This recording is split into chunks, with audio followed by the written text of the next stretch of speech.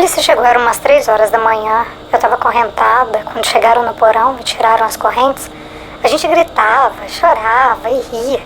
Estamos livres, estamos livres. Eu ajoelhei no chão e disse obrigada, Deus. Obrigada, eu tô livre. Mas eu não estava livre ainda. O episódio de hoje é a segunda parte da história da Júlia. A primeira parte está no episódio da semana passada. Fui vítima de tráfico humano.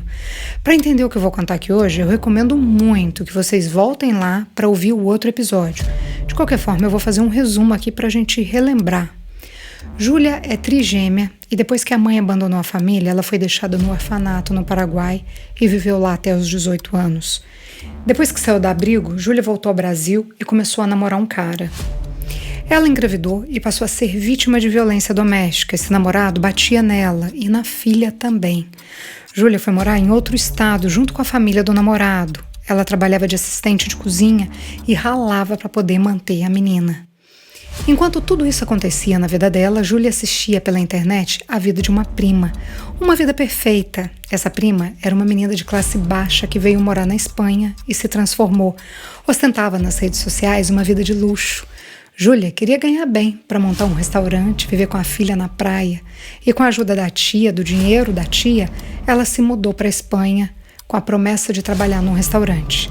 Mas isso não aconteceu. Ela foi levada para bordéis, tentou fugir, tentou tirar a própria vida. Foi transferida de bordel. Eu acredito que ela tenha sido vendida. Bom, nesse bordel, ela conheceu o inferno com muito uso de bebidas e drogas, até que numa madrugada de junho de 2024, anos após sair do Brasil, ela foi libertada pela polícia. Eu resumi muito resumido mesmo, mas foi nesse ponto que a gente parou. Eu deixei lá no episódio anterior uma série de perguntas sem respostas. Como a Júlia saiu de um porão fedido cheio de baratas e foi parar numa casa de 5 andares com vista para o mar? Para que eles estão reformando um quarto nessa casa? Quem é o marido dela? Que fim deu a tia? Por que Júlia continuou presa?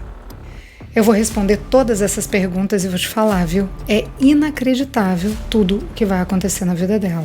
Essa história não é recomendada para menores de idade. É uma história absolutamente sensível e pode trazer desconforto e tristeza para quem já sofreu algum tipo de violência. Antes de começar, um recadinho. Eu estou abrindo um grupo no Telegram, onde vamos compartilhar os bastidores das histórias. Curiosidade que às vezes ficam de fora, detalhes, fotografias, documentos, reportagens. E lá também vai ser um espaço para vocês participarem mais de perto com a gente. Eu vou querer saber as histórias que vocês mais gostam, as que não gostam, a opinião de vocês. O link vai estar na descrição desse episódio. Vocês clicam lá e espero vocês dentro do grupo do Telegram. E agora, segura que lá vem história. Seja muito bem-vindo a bordo. Estamos prestes a aterrissar em História de Imigrante. Para a gente entender onde essa história vai dar, eu vou ter que voltar no tempo. Nós vamos voltar para a casa de Citas, para o bordel, para a casa onde ela era obrigada a ter relações sexuais com todo tipo de homem, sem receber nada por isso. Aliás, ela só recebia as gorjetas.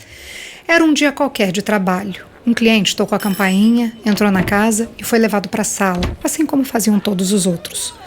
Os homens que frequentavam esse lugar, em sua maioria, eram homens ricos, diferente lá do restaurante que a tia frequentava, onde só tinham latinos. Aqui, a casa era frequentada por espanhóis e pessoas de outros países da Europa, muitos da Rússia. Esse homem que estava na sala aguardando para ver as meninas era russo. Júlia saiu do porão e subiu para a sala como sempre fazia. Ela e as colegas dela fizeram uma fila indiana e desfilaram para mostrar o corpo e os dentes para o cliente. Júlia foi sorridente e, aparentemente, feliz. Se mostrar alegre fazia parte do personagem que ela criou para conquistar o cliente, pagar a conta e ir embora daquele lugar. Pela primeira vez, ela escutou o cliente fazer uma pergunta. Esse homem, que eu vou chamar aqui de Dmitry, perguntou se a Júlia queria ficar com ele. Pensa num ambiente de total submissão feminina. Alguém perguntar se alguém quer ficar comigo? Elas até estranham. Júlia estranhou. Ela não estava acostumada com gentileza. Dmitry levou a Júlia para o quarto e tudo parecia diferente. Dmitry não bebe e não usa drogas. Ele não obrigou a Júlia a se entupir de pó. Dmitry não forçou nada, falou para ela que se ela quisesse eles podiam só conversar. Dmitry era recém-chegado na Espanha, não falava muito espanhol, a conversa era com a ajuda de tradutor. Quando eles foram ter relação, na hora ali ele perguntou para ela como é que ela queria, se estava doendo, se era para ele parar. Aí vocês pensam, a mulher era tratada igual um lixo. Aí vem uma pessoa assim, o que acontece? Se apaixona, né? Foi exatamente isso que aconteceu. Júlia se apaixonou pelo cliente. Ele me tratou como uma pessoa. Eu não era só cego na frente dele. Eu era gente, eu me senti acolhida. Pela primeira vez eu senti um amor. Apaixonar pelos clientes era contra as regras da casa, mas Júlia não obedeceu. A primeira vez deles foi às 7 horas da manhã. Quando deu 9, ele voltou com chocolate e um ursinho de presente. Era um ursinho Stitch, ela até me mostrou, enorme. Júlia me falou assim: era muito estranho, sabe? Eu não parava de pensar nele, aquele homem brancão, forte, dos olhos verdes. Paixão, né? Isso chama paixão. Dmitry ia sempre lá. Ele pagava 1 hora, 2 horas e eles ficavam conversando. Dmitry falava que ia casar com ela, mas Júlia não levava a sério. Ela estava presa ali, né? Não era uma decisão dela e ela também não podia contar para ele que estava presa. As meninas eram ameaçadas. Se contassem ou tentassem fugir, eles matariam a família delas no Brasil ou nos outros países da América Latina. O Dmitry chamava a Júlia para sair, mas ela inventava desculpas, dizia que não podia, que tinha que trabalhar para mandar dinheiro para a filha. Só que aqui a gente sabe que ela não ganhava nada além das gorjetas. Teve um dia lá que ela conseguiu. A Júlia insistiu com um dos homens que fazia a segurança da casa, sei lá, um dos caras do esquema que parecia coordenar o lugar. Ela falou para ele: deixa eu sair para jantar fora, eu não vou fazer nada. Eu trabalho mais, por favor. Depois de muita insistência, o cara deixou. A prisão dessas meninas, que são levadas para outros países para serem garotas de programa, é física e mental. Eu falo física por causa do medo de serem pegas, de apanhar, de sofrer ainda mais agressão, ser ainda mais violada.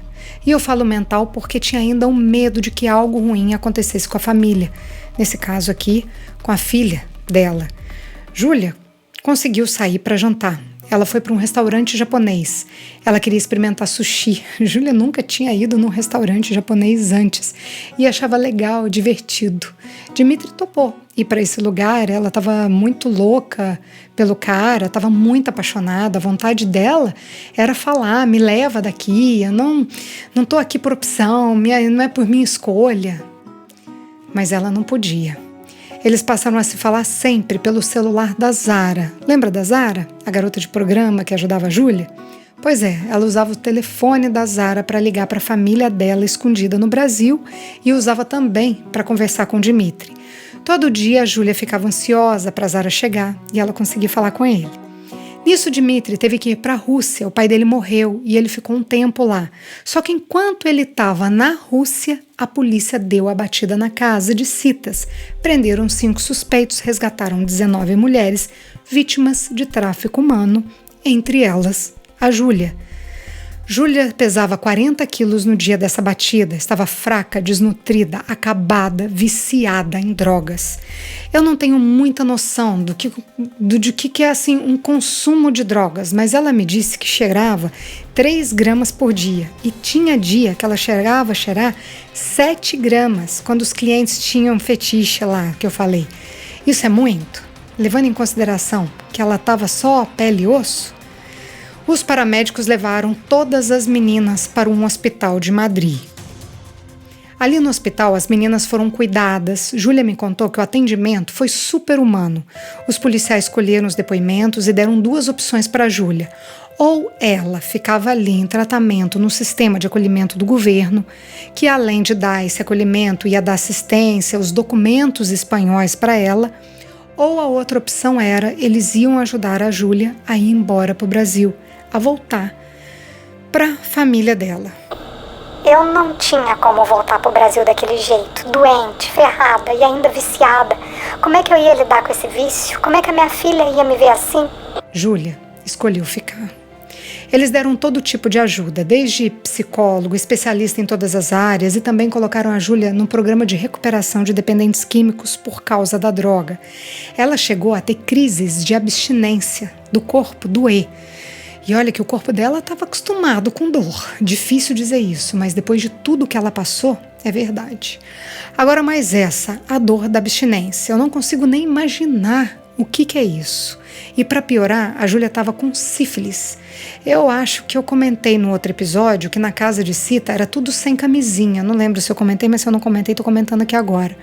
Ou melhor, era tudo ao gosto do cliente. E o cliente não fazia questão nenhuma de usar. Pois é, mais essa. Sífilis. E mais. Vocês estão sentadas? No hospital, a Júlia descobriu que estava grávida. Grávida de 5 meses, 40 quilos e grávida. Eu não tinha nada de barriga. Eu surtei. Entrei em depressão total. O que eu ia fazer? Como que eu ia ter essa criança? Criança não. Crianças. Júlia estava grávida de gêmeos, de 2 meninos. O juiz deu a opção para ela abortar. Que decisão é essa, hein? Eu vou ser polêmica aqui. Eu acho desumano a justiça querer decidir pela mulher. Um caso assim, igual o da Júlia, com um histórico de violência sexual extrema, porque é isso, né? Ela não foi vítima de um ato. Ela foi violada por anos, por centenas de homens.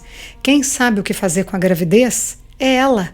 Só ela sabe a dor dessa gravidez. Eu fico revoltada quando vem alguém dar palpite numa situação dessas, principalmente se for homem.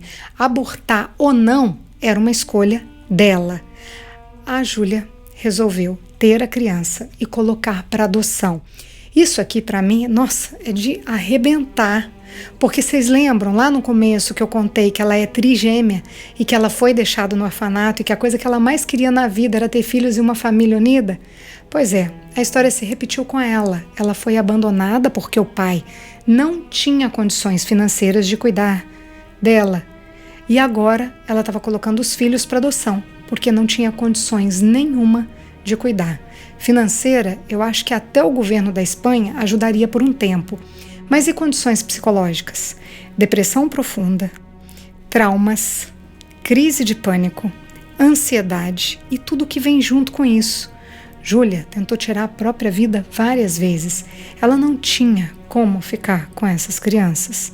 Gente, eu vi foto dos bebês no hospital. Apesar de tudo, eles nasceram fortes, com 2,3 kg cada um.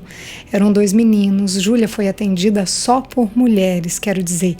O médico do parto era mulher, no caso médica. As enfermeiras, toda a assistência foi feita por mulher. E eu achei isso super bacana. Não colocarem, né, nenhum homem para tocar no corpo dela. Na real, eu achei isso incrível, assim, de uma sensibilidade tremenda. Eu não sei se é assim em outros lugares. Para quem está aí no Brasil, que passou por alguma situação parecida ou que sabe como o sistema de saúde público funciona, conta pra gente. Quem passa por uma violência sexual dessa é tratado com esse cuidado todo no hospital? Eu fiquei curiosa, porque eu achei isso realmente incrível. Os gêmeos foram doados para um casal de espanhol que não podia ter filhos. A mulher estava procurando um menino, mas quando soube que tinham gêmeos, ela levou os 2. Olha só uma coisa aqui que eu achei muito legal também. A Júlia deixou no hospital, eu acho que foi no hospital, uma carta para os gêmeos. Essa carta, ela conta toda a história dela e conta para eles que eles têm uma irmã no Brasil. Ela deixou o telefone e o endereço da sogra, caso eles queiram procurar a família biológica um dia. Esses meninos vão poder ter acesso a essa carta quando eles tiverem 18 anos. É uma escolha deles. A Júlia não pode intervir, ela não pode nem chegar perto dessas crianças. Eles nasceram em 2024, quem sabe? Daqui uns anos, uns bons anos, se eu ainda estiver aqui contando essa história, quem sabe eu não conto onde isso vai acabar. Imagina se eles vão atrás da irmã e da mãe. Que dolorido e bonito ao mesmo tempo. Mas, deixa eu voltar aqui. Júlia foi levada para um abrigo e virou testemunha protegida do governo. Esse abrigo é em Madrid e é um lugar que ela me explicou que é um lugar assim, não tem fachada, não tem nada, é totalmente discreto, justamente para proteger as vítimas de crimes. Ali ela fez os tratamentos com psicóloga, psiquiatra, cursos, deram um computador, ela fez curso de informática. Toda semana eles faziam exames toxicológicos para certificar de que realmente ela não estava usando nenhum tipo de droga. Deram um telefone para ela falar com a filha e com a sogra no Brasil. Ah, um detalhe aqui. Eu contei para vocês que a Júlia falava, com elas escondidas lá no Brasil quando ela estava na casa de Cita, mas ela nunca contou para elas que ela era traficada. Ela não contou para não preocupar a sogra. Daí depois que teve a batida, ela foi para o hospital, todo esse processo de recuperação, ela ficou um tempo sem ligar para o Brasil. Bom, agora com o telefone ela tinha a liberdade dela, inclusive para entrar em contato com o Dimitri.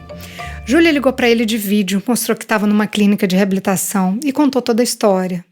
Só aqui ele soube que ela era vítima de tráfico humano. Ela disse assim: essa é minha realidade, essa sou eu. Se você me quiser, é isso. Ele falou que se soubesse, podia ter ajudado ela. A gente pode ir nessa juntos? A gente pode ir nessa juntos. Acho que ele quis dizer que estava disposto a passar por tudo com ela, pelas dores da recuperação. Eles criaram ali um relacionamento à distância. Ela em Madrid e ele morava numa cidade da Espanha também mais distante de Madrid. Eles se falavam por vídeo, mas Júlia nunca exibia todo o corpo. Ela não mostrou quando a barriga da gravidez cresceu. Ela não contou que estava grávida. Ela deu à luz e também não contou nada. Foi uma coisa resolvida entre ela e os psicólogos. Eles acharam que era melhor assim. Eu até perguntei para a Júlia, eu falei: Júlia, mas não corria o risco desses meninos serem filhos do Dimitri? E ela me falou que eles transaram de camisinha, portanto, os filhos não eram dele. Já tinha alguns meses que ela estava nesse abrigo quando o Dimitri falou para ela que ia visitá-la em Madrid. Eu parecia uma adolescente de 15 anos, nem acreditava que ia ver aquele homem de novo. Eu não conseguia nem dormir, tinha medo dele não ir. Eu não sabia como ele ia reagir. Eles marcaram de se encontrar num café no dia do aniversário dela. Lá no abrigo tinha uma outra brasileira e essa brasileira foi junto com a Júlia no encontro. O ponto que eles combinaram ficava umas 10 quadras longe do abrigo. Elas foram andando e a cabeça da Júlia a mil, né? Será que ele veio? Será que ele é de verdade? Será que ele é real? Ai, aqui vai rolar uma cena de filme. Chegando mais perto, a Júlia viu o carro dele na esquina. Quando o Dimitri viu a Júlia, ele estava sentado no banco e ela levantou. Júlia saiu correndo e pulou nos braços dele. Foi cena de filme porque quem estava ali perto assustou, né? Mas aplaudiram. Cara de espanhol fazer isso. Aplaudiram sem ter a menor ideia do que aquele abraço significava. Sem ter a menor noção da dor que tinha ali. Dor e cura. Ela não sabia se beijava ele, só abraçava. Eu não queria soltar, nunca mais. As pessoas passavam ao nosso lado e falavam: suerte, suerte. Dimitri deu um buquê de flores enorme para Júlia e eles foram passear no centro. Júlia comentou assim comigo: ele pagou um hotel, mas não pediu pra gente ir pra lá. Eu acho que ela quis dizer que ele não queria só sexo. Em vez de levá-la para uma cama, ele levou-la para passear na cidade. No final do encontro, Dimitri deixou a Júlia na estação de trem. Ela pegou o trem sozinha e uma das educadoras foi buscá-la na estação. Toda vez que a Júlia saía, na volta ela tinha que fazer exames para provar que não tinha consumido nenhum tipo de droga. Se consumisse qualquer coisa, ela perdia a vaga e eles colocariam ela na rua. Dimitri mandava flores para ela, ele comprava presentes e mandava mensagens indicando onde que ela tinha que ir buscar. Até porque ele não tinha como mandar, entregar, ele não tinha o endereço do abrigo. Dimitri chamou a Júlia para morar com ele. Disse que vivia numa kitnet no interior. Se ela não se importava. Vocês acham que a Júlia se importava, apaixonada do jeito que estava? Ela topou na hora. Catou as coisinhas dela, fez as malas e pegou o trem para encontrar com ele. Ela só pôde sair porque ela prometeu que estava apta a viver em sociedade e prometeu também que ia seguir com o tratamento. Ali eu senti que eu estava voltando a ser eu mesma, voltando a ser a mulher que saiu do Brasil, cheia de sonhos. Dimitri foi buscar a Júlia na estação, só que em vez de levá-la para uma kitnet, ele a levou para uma casa gigante de 5 andares, que a gente já sabe. Da sacada dela, Júlia vê o mar lá embaixo. Paisagem de cinema, parece até aquelas ilhas da Itália, sabe? Lugar maravilhoso, um bairro russo cheio de gente rica. É lá que a Júlia mora. Quando os amigos dele, do Dmitry, perguntam coisas do tipo onde vocês se conheceram, eles inventam histórias, uma balada por aí. Júlia faz várias terapias individual e em grupo e toma muito remédio para suportar todas as consequências do que ela passou. Ela me mostrou uma bolsinha listrada de amarelo onde ela guarda os remédios, tarja preta para tudo quanto é tipo de transtorno mental. Porque assim, não é porque as pessoas vão presas porque existe uma certa justiça que a história acaba. Uma história de violação nesse naipe, onde a mulher é violada em todos os sentidos, de todas as formas, onde ela perde até a noção de quem ela é, não tem justiça que traga paz. É claro que saber que os responsáveis foram presos deve sim trazer uma sensação de tranquilidade, mas não é o suficiente. A recuperação é um processo gradual. Eu não sei, não sou psicóloga, mas eu imagino que a única forma de fechar essa ferida, ou, não sei, curar de verdade, é com amor, afeto, carinho, cuidado e aceitação de si próprio e, claro, com uma ajuda de outra pessoa. A Júlia está encontrando tudo isso. Mas e as outras meninas? Júlia faz aulas de costura, de inglês, de russo, ela quer estudar culinária, que é o sonho dela, ter um restaurante, morar perto da praia e ver a filha dela correndo pela areia. Era isso que ela queria quando saiu do Brasil. E aqui que a gente entende por que eles estão reformando um dos quartos da casa. Porque a filha dela e a sogra estão vindo para a Espanha para visitar a Júlia agora no final de 2025. Elas vão passar o Natal com a Júlia. Ela vai poder rever a filha depois de sei lá quanto tempo, quantos anos. Eu perguntei, né? Júlia, não tem como a menina vir morar aqui com você? Ela me disse que tem 2 impedimentos. Primeiro a guarda da filha é compartilhada entre ela e o pai da menina, e ele não autoriza a menina a ir morar em outro país. Segundo, a menina foi praticamente criada pela avó. A sogra tem loucura pela menina e a Júlia sabe disso. Então o que a Júlia quer fazer é trazer as 2 para morar com ela. A Júlia tem a sogra como se fosse uma mãe. É a mãe que ela não teve. Daí ela está esperando esse reencontro acontecer para ver o que elas podem fazer depois disso. Daí essa reforma do quarto é para receber as 2 no fim do ano. Que reencontro que vai ser, fala aí. Minha alma de mãe fica arrebentada aqui. Eu perguntei para a Júlia de tudo que ela viveu. Qual foi a pior parte?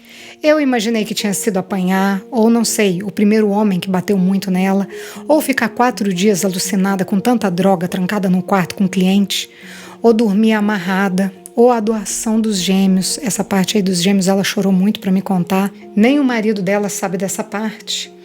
Pois é, eu perguntei o que tinha sido pior. E sabe o que ela me respondeu? A tia.